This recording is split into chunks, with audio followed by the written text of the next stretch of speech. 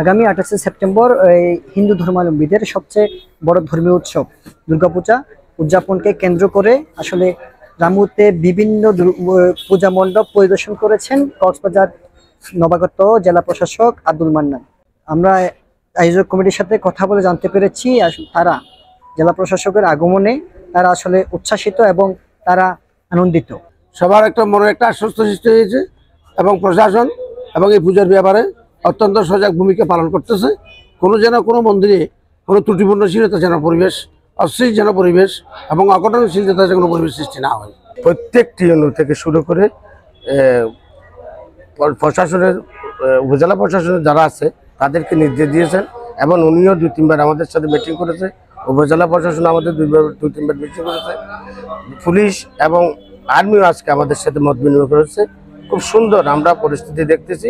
এবারে অতিথি নিয়ে আমরা আরো সুন্দর পূজা উদযাপন করতে পারবো বলে আমি আশা করছি।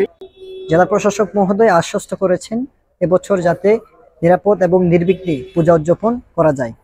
টোটাল কক্সবাজার জেলায় আমাদের যে পূজার যে প্রস্তুতি সেটা আমরা সার্বিক প্রস্তুতি অনেক আগে থেকে শুরু করেছি। জেলা পর্যায়ে এবং উপজেলা পর্যায়ে সকল যে পূজা সংক্রান্ত যে কমিটি আছে সেই কমিটির আমরা সভা করেছি। আমরা বিভিন্ন আইন শৃঙ্খলা বাহিনী যারা আছে পুলিশ, বিজিবি, র্যাব, তারপরে আপনার সেনাবাহিনী সকলের সাথে যৌথ বাহিনী হিসাবে সব ধরনের পদক্ষেপ গ্রহণ করা হয়েছে। এছাড়া প্রত্যেকটা পূজা মণ্ডপে আনসার নিয়োগ করা থাকবে, স্বেচ্ছাসেবক নিয়োগ করা থাকবে প্রায় 24 ঘন্টার জন্য।